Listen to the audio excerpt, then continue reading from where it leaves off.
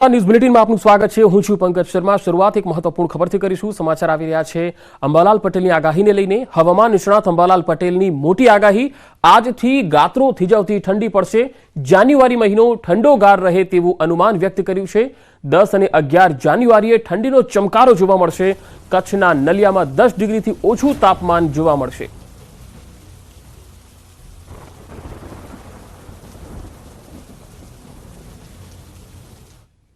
ઓગણત્રીસમી December ઠંડીનો ચમકારો જબરદસ્ત આવશે અને જાન્યુઆરી માસમાં વધારે ઠંડામાં ઠંડો રહેશે, જેમાં 10-11 જાન્યુઆરી પણ ઠંડીનો ચમકારો આવશે। 24મી જાન્યુઆરી પણ ઠંડીનો ચમકારો આવશે।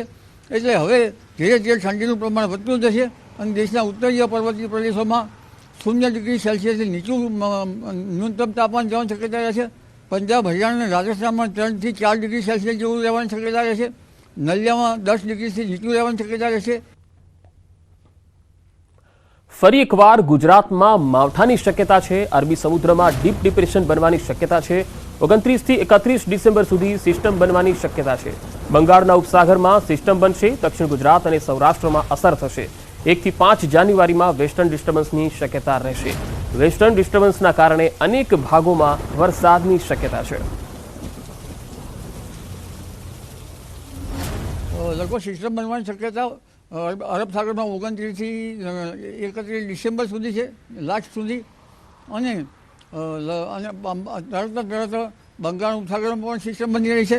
એટલે આ સિસ્ટમ તો બનશે, જેના કારણે ત્યાંની થોડી ઘણી અસર અરબ સાગરના મુંબઈ, મહારાષ્ટ્ર, દક્ષિણ ગુજરાત અને સૌરાષ્ટ્રના ભાગોમાં થવાની શક્યતા રહેશે।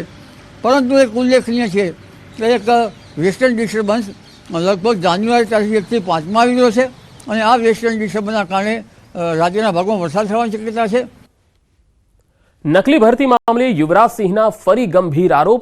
સરકારી નોકરીમાં બનાવટી ઉમેદવારની ભરતીનો આરોપ લગાવ્યો। પોલીસ અને સબ ઓડિટરની ભરતીમાં કૌભાંડનો આરોપ લગાવ્યો। જીપીએસસી અને રેલવેની ભરતીમાં પણ તેમણે આરોપ લગાવ્યા છે। કેતન શાહ, રણજીત ઓડે પૈસા લીધા છે એવું યુવરાજસિંહે જણાવ્યું।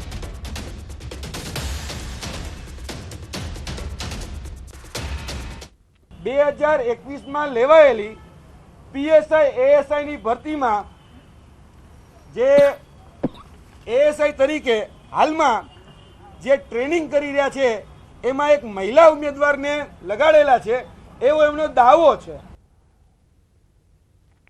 2021ની પીએસઆઈ એએસઆઈની ભરતીમાં કૌભાંડ થયું છે। મહિલા ઉમેદવારને એએસઆઈમાં લગાવ્યા। ખુદ આરોપીઓ દાવો કરી રહ્યા છે। સરકારી પરીક્ષામાં ડમી ઉમેદવાર બેસાડે છે। સીધું સેટિંગ અને નિમણૂક પત્રો આપી રહ્યા છે। આરોપીઓના ઓડિયો રેકોર્ડિંગ પણ છે। બીજી જે ભરતી છે તેમાં એક ઉમેદવારનું નામ લઈ અને એમનું કહી રહ્યા છે કે સબ ઓડિટર 2021 10 ઓક્ટોબરના રોજ જે પરીક્ષા લેવાની એમાં પેપર ફોડી અને આ ભાઈએ એમનું સેટિંગ કરાવેલ છે અને હાલમાં એ વ્યક્તિ સબ ઓડિટર તરીકે એ ફરજ પણ બજાવી રહ્યા છે। તો સબ ઓડિટર 2021માં પણ કૌભાંડનો દાવો થયો। પેપર ફોડી ઉમેદવારે નોકરી લગાવ્યા। રેલવેની પરીક્ષામાં 14 લોકોને નોકરી અપાવી। ખોટા દસ્તાવેજો બનાવી નોકરી અપાવી। જીપીએસસીમાં 25 લાખમાં નોકરી અપાવી હોવાનો દાવો કર્યો। તો 14 પીડિતોએ સાથે 14 થી 15 લાખ રૂપિયા આપ્યા હોય એવી પણ વાત કરી છે। પૈસા પડાવી પીડિતોને નોકરી પણ નથી આપી।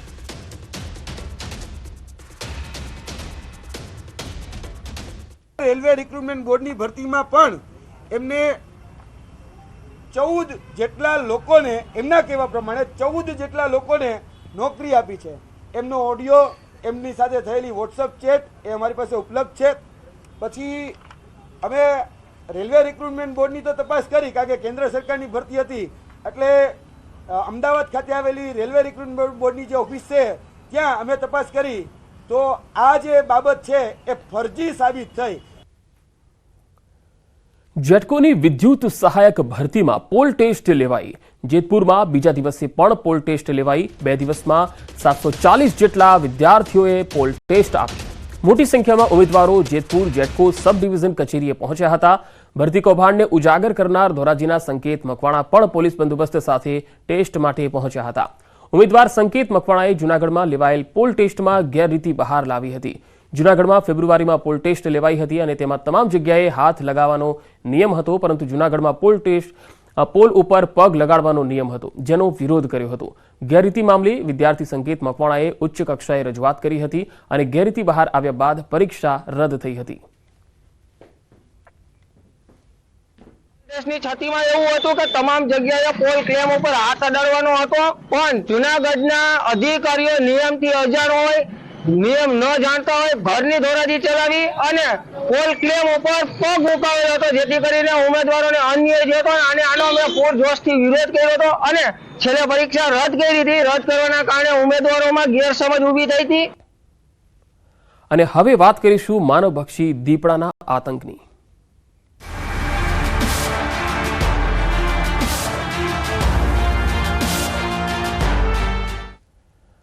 અમરેલીમાં માનવલોહી તરસ્યા દીપડાનો આતંક ખૂબ વધી રહ્યો છે. તરક તળાવ ગામમાં દીપડાના હુમલામાં એક બાળકનું મોત થઈ ગયું. 7 વર્ષના બાળક પર દીપડાએ હુમલો કર્યો હતો.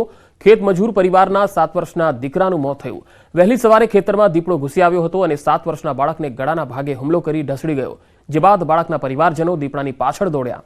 જોકે દીપડો બાળકને થોડા દૂર છોડીને ભાગી છૂટ્યો. આ બનાવ બાદ ઘાયલ બાળકને હોસ્પિટલમાં ખસેડાયો હતો, જ્યાં તેનું સારવાર દરમિયાન મોત થયું. બનાવની જાણ થતાં વન વિભાગ અને પોલીસની ટીમ સ્થળ પર આવી પહોંચી હતી.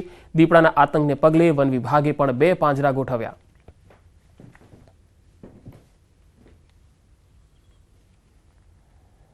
મારી વાડી આ મજૂર 3 વર્ષ થયા, પણ ઓશિંતાને પાણી ભરવા આવ્યો મજૂર ત્યાર ઓશિંતાનો આવી દીપડાએ હુમલો કર્યો અને ગળા ઊંચા કરી.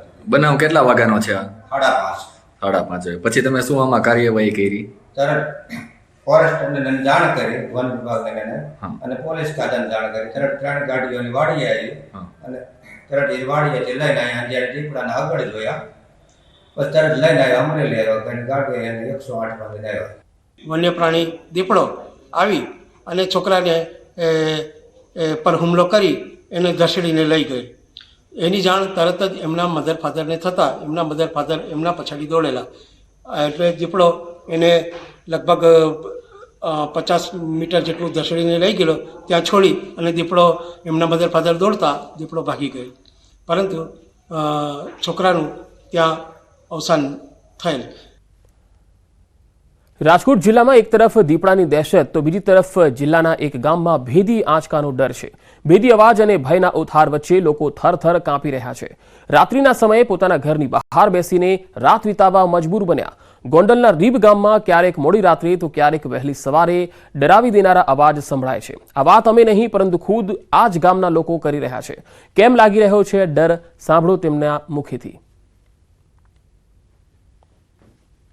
અમારા ગામમાં 2-3 દિવસથી આ ભૂકંપના આંચકા આવી રહ્યા છે અને જે લોકો રાતના ગભરામણથી સોઈ રહ્યા છે અને સજામ બીક જેવું પણ બધાને લાગે છે. અને જ્યારે ભૂકંપ આવે છે ત્યારે ખળભળાટ ને એવું સંભળાય છે. હું ત્યાં બેઠી હતી તો પડ્યું પોદેરાનું હેઠું આ પોળું, એટલે હું વહી ગઈ આખી, નકર માથે પડત. કેવું નુકસાન થયું મકાનમાં? મકાનમાં ઘણું નુકસાન થયું છે. ઉપર ત્યાં થોડુંક પાડી વાર્યું છે. અમે જમવા બેઠા હતા અને ભૂકંપ આવ્યો એટલે અમે તરત બહાર નીકળી ગયા. છેલ્લા 2-3 દિવસથી રોજ ભૂકંપ આવે છે. હા. કેવી બીક લાગે છે? બીક ખળભળાટ જાજો થાય છે.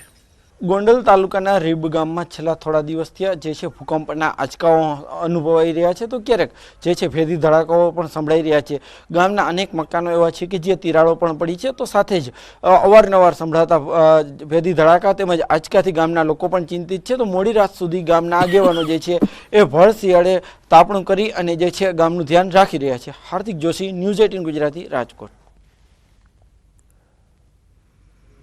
અંદાજિત 3500ની વસ્તી ધરાવતા ગામમાં ભેદી ધડાકાના કારણે લોકોના મકાન જર્જરિત સ્થિતિમાં જોવા મળે છે. અહીંયા 2-3 નહીં, પરંતુ 20 જેટલા મકાનો એવા છે જ્યાં મોટી મોટી તિરાડો પડી છે. કેટલીક જગ્યાએ તિરાડો પડી છે તો કેટલીક જગ્યાએ મસમોટા ગાબડાઓ પડ્યા છે. તો કેટલીક જગ્યાએ નવા બનેલા મકાનને દિવાલો તૂટી છે. એટલું જ નહીં, નવા મકાનની લાદી પણ ઉપસી ગઈ છે. વાતું કરો. ભયનો માહોલ છે અને ગામના માણસો જાગે છે, તાપણું કરી અને થોડીક બીક તો લાગે જ. પછી આવું થાય એટલે આવું 3-4 દિવસથી થાય છે. ગામમાં મકાનોમાં તિરાડો પડી છે. નિરૂપભા જાડેજા અને બધાયના જુવાનિયા સહિત બધાયને એલર્ટ કર્યા છે કે જાગવું રાતે અને ધ્યાન રાખવું, અને અમે જાગી છીએ. તો ઠંડીની ઋતુ વચ્ચે લોકો પોતાના ઘરમાં જ રહેતા હોય છે ત્યારે રીબ ગામના લોકોને ધડાકાએ ઊંઘ છીનવી લીધી હોય એવું લાગી રહ્યું છે. રીબ ગામના સરપંચ અને ઉપસરપંચ સહિત ગામના આગેવાનો ગામના પાદરે બેસી રાત વિતાવવા મજબૂર છે. જો રાત્રિના સમયે ભૂકંપ આવે કે ભેદી અવાજ સંભળાય તો તરત જ સરપંચ સહિતના લોકો એલર્ટ થઈ જાય છે. ગામમાં તપાસ પણ કરવા માટે આવે છે કે કોઈને નુકસાન થયું છે કે નહીં. ગામમાં રહેતા લોકોને પણ સૂચનાઓ અપાય છે કે રાત્રે જાગતા સૂવે. માત્ર રીબ ગામની એકની વાત નથી. વાસ્તવિકતામાં તો આસપાસના અનેક એવા ગામ છે જેમાં રીબડા, ગુંદાસરા સહિતના જે ગામો છે ત્યાં પણ છેલ્લા ઘણા દિવસોથી ભૂકંપના આંચકા અનુભવાય છે અને ભેદી અવાજ પણ સંભળાય છે. જો કે હજુ સુધી સત્તાવાર રીતે આ અવાજની પુષ્ટિ થઈ શકી નથી. તાલુકાનું રીબ ગામ છે કે જ્યાં છેલ્લા થોડા દિવસથી આ ભૂકંપના આંચકાઓ અનુભવાય છે તો ભેદી ધડાકાઓ પણ અનુભવાઈ રહ્યા છે. ત્યારે હાલ આપણી સાથે ગામના સરપંચ છે, આપણે એમની સાથે વાત કરીશું. શું કહેશો, તમારા ગામમાં ભેદી ધડાકા? 4-5 દિવસથી ધરતીકંપના આંચકા આવે છે અને પરમથી વધારે આંચકો આવ્યો હતો અને તાલુકામાંથી પણ મને જાણ કરી હતી અને તાલુકામાં જાણ કરી હતી મામલતદાર સાહેબને અને બહુ તકલીફ જેવું નથી ગામમાં કાંઈ. અને રાતે અમે આ બધા હજી સંગઠન જે ભાઈબંધ દોસ્તાર બધા બેહી અને ગામને સચેત કરી કે ભાઈ જાગતા હું અને એવું કાંઈ હોય તો અમે મદદે જાય. ખાસ તાપણું પણ કર્યું છે. હા, એ તો બધું કરવું જ પડે ને, આખી રાત કેવી રીતે કાઢવી. કેવી ગામમાં બીક છે? થોડોક તો ભય તો હોય જ ને ભાઈ, આ ભગવાનનું મોકલેલું એ ભય તો હોય જ ને.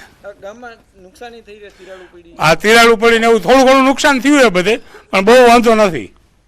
ચોક્કસથી હાલ જે રીતના વાત કરવામાં આવતો ગામના સરપંચ કહી રહ્યા હતા કે જે રીતના સરપંચ પણ અત્યારે સરપંચ સહિતના આગેવાનો છે તે લોકો જાગતા હોય છે. ખાસ કરીને રાતના સમયે જ્યારે થોડું પણ ભય જેવું લાગે છે તો તરત જ ગામના લોકોને એલર્ટ કરે છે. તો કહી શકાય કે જો જરૂર પડે તો તરત ગામના મદદે પણ જતા હોય છે. અત્યારે શિયાળાની કડકડતી ઠંડી પડી રહી છે ત્યારે ઠંડીથી બચવા ખાસ તાપણાનો સહારો પણ લેતા હોય છે. પરંતુ વાત કરવામાં આવે તો જે છે રીબ ગામમાં છેલ્લા થોડા દિવસથી આ ભૂકંપ આવી રહ્યો છે. રીબડા, ગુંદાસરા સહિતના જે ગ્રામ્ય વિસ્તારો છે ત્યાં પણ ક્યાંક ભયનું વાતાવરણ જોવા મળતું હોય છે. ખાસ કરીને જે છે રીબના અનેક મકાનો એવા છે કે જ્યાં અત્યારે તિરાડો પડી છે. ગામના લોકો છે એ અત્યારે જાગતા હોય છે અને રાતના સમયે જે છે ખાસ કરીને જ્યારે પણ ભય જેવું લાગે છે તો તરત જ જે છે ગામ એના જે યુવાનો હોય છે તે પણ સતર્ક થતા હોય છે અને તરત કહી શકાય કે જે છે ગામના જ્યાં પણ જરૂર પડે ત્યાં જતા હોય છે. સાથે જ ગામના લોકોને એલર્ટ પણ કરતા હોય છે. હાર્દિક જોશી, ન્યૂઝ 18 ગુજરાતી, રીબ. મહીસાગરના લુણાવાડાના સજ્જનપુર ગામના લોકો પાણીની સુવિધાથી આજે પણ વંચિત છે. ગામમાં પાણીની ટાંકી તો છે પરંતુ તેમાં પાણી નથી. 15 વર્ષ પહેલા પાણીની ટાંકી બનાવવામાં આવી હતી. આ ટાંકીમાં એક ટીપું પણ પાણી આવ્યું નથી. 15 વર્ષ પહેલા બનાવેલી ટાંકીનો ઉપયોગ થાય તે પહેલા જ તે જર્જરિત બની છે.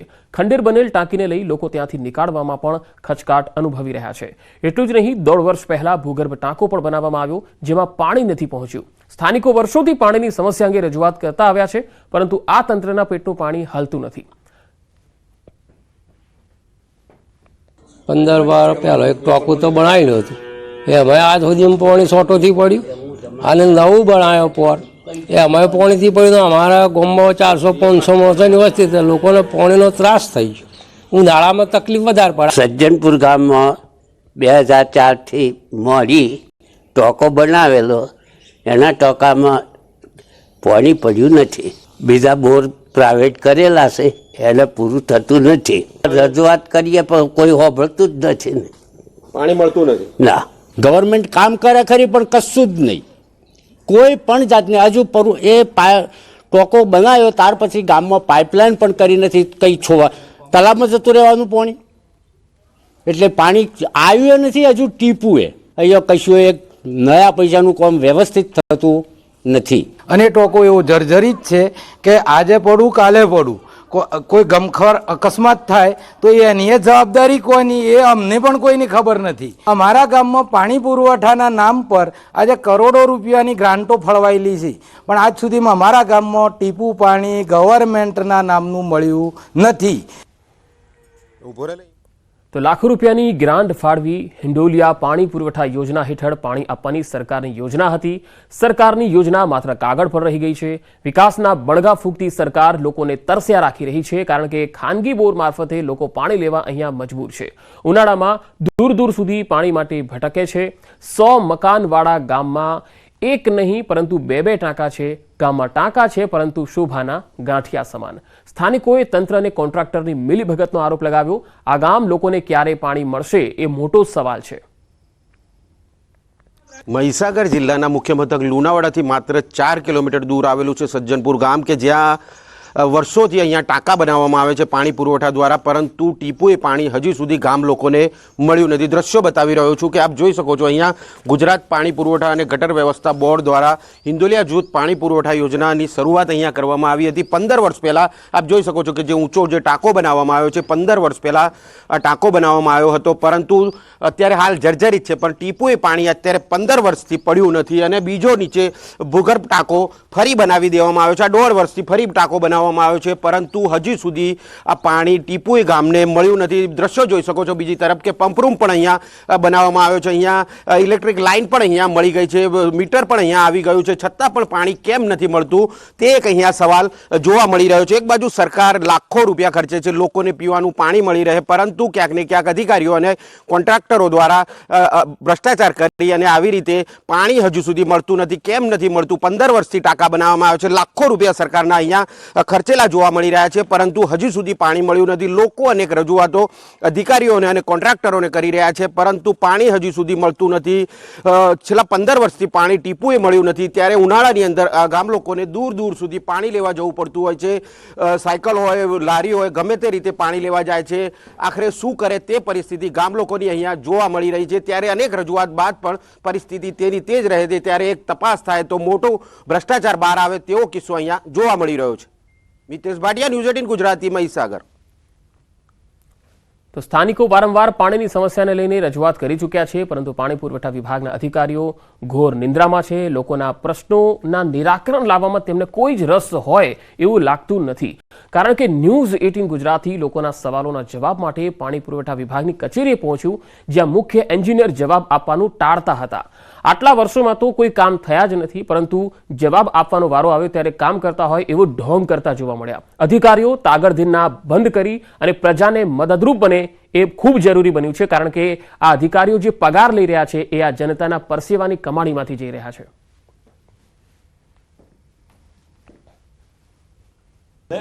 શું કહેશો સર? આ રીતે ભાઈ આ તમે જે છે ને હું તમને કહું છું કે અમે તમને પ્રોપર આન્સર આપીએ છીએ, વિગતો મેળવીને આપીએ. ઇવન જો તમે અમારી ચેમ્બરમાં આવીને આવી રીતે કરો એ બરાબર નહીં લાગતું. તમે પ્રોપર વિગતો લઈ લો પછી તમે પેલું કરો. વોકથ્રુની અંદર તો આમાં તો કશું ના હોય સર, આમાં તો કશું જ ના હોય. ના, પણ આ રીતે ના કરાય. આ રીતે આ બધી બરાબર નહીં વસ્તુઓ. મહીસાગર જિલ્લાના મુખ્ય મથક લુણાવાડાથી માત્ર 4 કિલોમીટર દૂર આવેલું છે મધવાસ ગામ, કે જ્યાં 15 વર્ષથી પાણીનો ટાંકો બનાવવામાં આવ્યો છે, પરંતુ એક પણ ટીપું પાણીનું પડ્યું નથી. ટાંકાની અંદર લોકોને નથી મળ્યું અને અત્યારે 1.5 વર્ષથી બીજો પણ એક ટાંકો મોટો મોટો ટાંકો બનાવી દેવામાં આવ્યો છે. એટલે કહી શકાય કે ક્યાંક ને ક્યાંક સરકારના જે નાણાં છે તેનો વ્યય થઈ રહ્યો છે. લોકો કહી રહ્યા છે કે એક પણ ટીપું પાણી અત્યાર સુધી મળ્યું નથી. તો 15 વર્ષથી આ સરકારી નાણાં કેમ વાપરવામાં આવ્યા છે? ન્યૂઝ 18 ગુજરાતી પહોંચ્યું છે પાણી પુરવઠાના એક્ઝિક્યુટિવ એન્જિનિયર કે જે પીઠવા સર છે, પ્રતિક પીઠવા સર, કે જેઓ સ્પષ્ટ ઇનકાર કરી રહ્યા છે કે અહીંયા હું કંઈ પણ બોલવા તૈયાર નથી. ચેમ્બરની અંદર બેઠા છે પરંતુ કંઈ પણ બોલવા તૈયાર નથી. આપ જોઈ શકો છો દ્રશ્યોની અંદર કે સાહેબ પણ અંદર છે. તેમને પૂછવાની કોશિશ કરી હતી, પરંતુ સ્પષ્ટ મારે ઇન્ટરવ્યૂ આપવું નથી તેવા જવાબો આપી રહ્યા છે. સર, મધવાસ ગામે પાણીના ટાંકા બનાવવામાં આવ્યા છે 15 વર્ષથી, હજી સુધી ટીપુએ પાણી મળ્યું નથી ગામ લોકોને, અને બીજો ટાંકો 1.5 વર્ષથી ફરી તૈયાર કરી દેવામાં આવ્યો છે. સરકારના નાણાંનો એક બાજુ વ્યય થઈ રહ્યો છે. શું કહેશો? કેમ પાણી હજુ સુધી લોકોને મળ્યું નથી? શું કહેશો સર? શું કહેશો સર? સર, મેં આપને વાત કરી પ્રેસ કટિંગ આવેલું છે, એનો અમે પ્રોપર ત્યાં આગળ બધી હકીકત લક્ષી આપને અહેવાલ મળી જશે. અહેવાલ નહીં સર, પાણી નથી મળતું. 15 વર્ષથી લોકોને પાણી નથી મળતું. શું કારણ હોઈ શકે? 15 વર્ષથી ટાંકા બનાવવામાં આવ્યા છે, સરકાર જે નાણાં ખર્ચે છે લોકોને પીવાનું પાણી પૂરું પાડવા માટે, હજી સુધી પાણી મળ્યું નથી. શું કહેશો? શું કહેશો સર? બિલકુલથી જોઈ શકો છો કે આપ પોતાની જવાબદારી છે તે છૂટવાની કોશિશ કરી રહ્યા છે. અધિકારી લાખો રૂપિયા એક બાજુ ખર્ચી રહી છે, પાણીના ટાંકા પણ બનાવવામાં આવી રહ્યા છે, પરંતુ એક પણ ટીપું ના મળતા લોકોને ઉનાળાની અંદર હેરાન પરેશાન આજે પણ થવું પડી રહ્યું છે. અનેક રજૂઆત બાદ પણ જે પરિસ્થિતિ છે તેની તે જ રહેવા પામી રહી છે. મિતેશ ભાટિયા, ન્યૂઝ 18 ગુજરાતી, મહીસાગર. તો હાલ વધુ સમાચારો પર નજર કરીએ તે પહેલા રોકાઈશું એક બ્રેક માટે.